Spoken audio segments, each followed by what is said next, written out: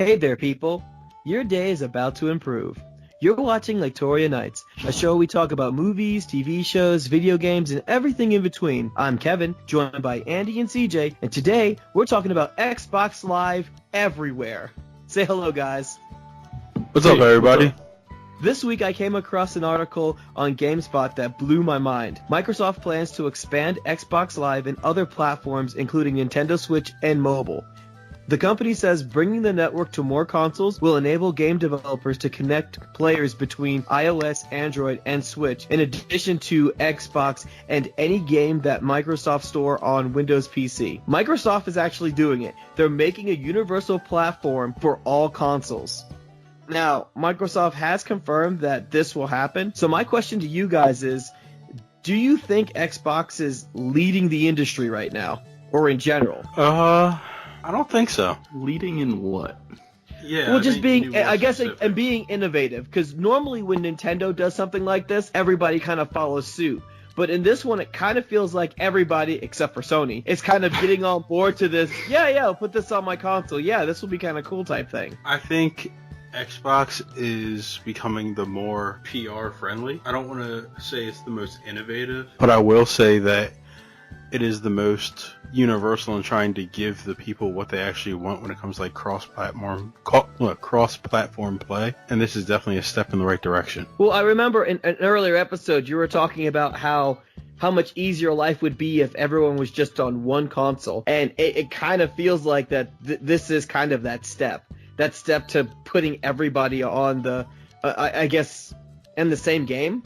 So if we all bought games from different consoles, we could all still play together. Yeah. Well, it depends on how they actually implement it. Right now, all Xbox Live on the Switch is going to do is basically connect you to your Live account. So you could use presumably voice chat, but the main thing is like sending messages and stuff like that you can do through Xbox.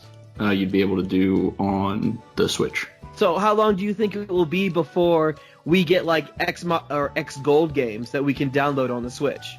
I mean, not like. I don't think we will. You don't think it'll ever happen? So here's the problem: games for the Xbox are written for the Xbox's programming, like all of its hardware and everything. It's all the games are programmed with that source code in mind. It's not like you can just drag and drop directly into the Switch just because it's an Xbox Live game or whatever. You know, there's certain games that the Switch might not be able to handle. I'm not trying to say that the Switch is bad. I love it. Like, spec-wise, it is definitely under the PlayStation and Xbox just based on its size. So you're saying that even if they do download games, there are certain games for the Xbox that the Switch wouldn't be able to handle? For sure. But it's also a matter of the games not being programmed for the Switch, so most games would not run on it anyways. Okay. What were you about to say, CJ? I think the play would be bigger than just trying to make, games with gold on the Switch. I think the larger play would be games like you see that get ported, like say Dragon Ball FighterZ, being able to play online against people on Xbox. And when it comes to like leaderboards and stats and things like that, kind of having a shared community with your Xbox Live account if you have it on XYZ console. Also, with certain games, I don't think every game will be available with, say, games with gold going to the Switch. But I wouldn't be surprised if they did something where, a select few games or select games or whatever would be able to be played on both through having a Switch and having an Xbox. So if I'm understanding this correctly, you're basically saying that third-party games could be shared throughout all consoles. Is that what I'm understanding? Yeah. Okay. Well, so then right now you don't really think, just to go back to the question, you're kind of like, no, Xbox isn't really leading the industry? Is that what I'm understanding then? I don't think there's a leader in the industry. You don't think Nintendo... Well, I know right now Nintendo's whole thing is they went back to the Switch because they're doing really well with handhelds, excuse me.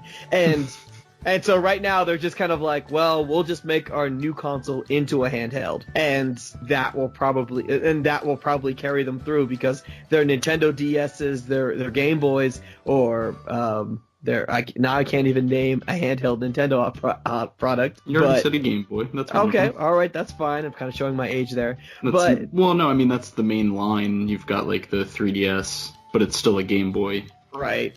But I mean, those have been really selling well for Nintendo. So for them to make their Switch a handheld and being able to use as a console kind of makes sense. But normally in the past, Nintendo is the one that's usually, the first one to do the motion controls. I guess first ones to do dual screens and things like that. Mm-hmm. And usually like either Xbox or Sony will follow suit with kind of like their third party thing that doesn't really do all that well, and then they end up just abandoning it and moving on. So with that, I always thought that Nintendo was the one that was always willing to take those risks and say, all right, let's try something new with this game. Well, taking a risk doesn't necessarily mean you lead the industry. Yeah, I still think that's the case, is that Nintendo is probably the most innovative. But the difference here is that while Nintendo innovates on its own product, Microsoft's always been about trying to find ways to include as many people as possible. That's why, even in, I forget which edition of Windows it started, but like games for Windows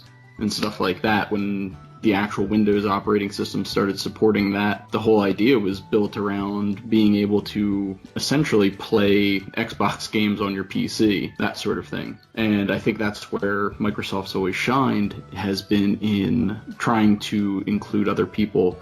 And frankly, I mean, if this turns into a situation where, we've got a lot of support for it, and even if it's not about like using Xbox Live for games on the Switch or whatever, I'd love it if it came with Xbox's voice chat and stuff like that, because right now, on the Switch, for example, the Switch's voice chat is pretty atrocious. You have to download an app on your phone and sync it up to the game that you're running and communicate through it via that. And you might as well just be using Skype or some other, or Discord or any other video game chat program that already exists. Just recently, for that matter, I forget the studio that developed it. I think it was the studio behind Fortnite, recently released their voice chat pack for their software development kit to the public, and so now other developers are going to start including that in their games for their Switch versions, because that's how bad the Switch voice chat is. Oh, dang. Okay. So if it comes out where, syncing up to your Xbox Live account or whatever offers voice chat for parties, even if it's not crossplay or whatever, that'd still be cool. I'd love to be, sitting around playing a game on my Switch or whatever, and, you guys could be playing two completely different games, and we could all still be having a conversation. That's awesome. Okay. What about you, CJ? You're about to say something? I think when it comes to answering your question, I would definitely agree that Nintendo is more innovative because they'll take more risks with what they are trying to accomplish. That you're not going to get a handheld Xbox. And when it comes to the Switch, it was more like Nintendo had to do something, because let's face it, no one's lining up to buy a Nintendo console anytime soon. Well, they weren't lining up to buy the Wii U anyways. Yeah. The Switch has done remarkably well, though. It does, but the Switch is something different that brought people back to buying a Nintendo. Right. As for leading the industry, I think the gaming industry isn't really something you can lead anymore, because every day is different when it comes to the gaming industry. You have games coming out all the time for each system, some exclusive, some not. You have consoles, the PlayStation 5, let's say it comes to market first. PlayStation will lead the industry for 2-3 months, and then the next Xbox will come out, and then it kind of shifts, and then the next whatever comes out. You know what I mean? So there's no real industry leader as much as who's doing what at the latest time. And I think the latest trend is really cross-platform play. Developers every day are getting on board with that. And Microsoft is saying, all right, well, PlayStation's adamantly against it. So let's hop on that, because that's where everything is shifting. Okay. All right. I just want to put in a little thing about Sony, because I know I did say that they were kind of against the whole thing. Later on, I think late last year, their Fortnite game is actually part of the cross-platform now. So they're actually trying it out. Yeah, but Sony was really against it when it happened. Oh yeah, they did not want Fortnite. They did not want Fortnite to be cross-platform. All right then. So, are there any final words on Xbox Live being everywhere? Andy? Like I said before, I think it'd be cool if it incorporates voice chat. Otherwise, I don't think I'll use it. I mean, I don't have an Xbox, so getting an Xbox Live account just so I can message people doesn't really make much sense to me. But if voice chat's available, then that's a game changer. How about you, CJ? I think voice chat will definitely be available too, just because you have voice chat through, like, I can sign on my Xbox Live account now through my PC, or even on my phone through the app, and get into Xbox Live chat parties, which is kind of cool when you're at work and you just want to talk to your friends. Bravo to Microsoft for being progressive and adapting to change. And I'm really interested to see where this goes. Same. As always, I'd like to thank you for watching. Please like and subscribe. Also, I realize the channel is over a year old right now, and I've never announced the time that I upload the videos. So, quick plug real quick. Watch Laketoria Nights every Thursday morning at 8 a.m. Thank you.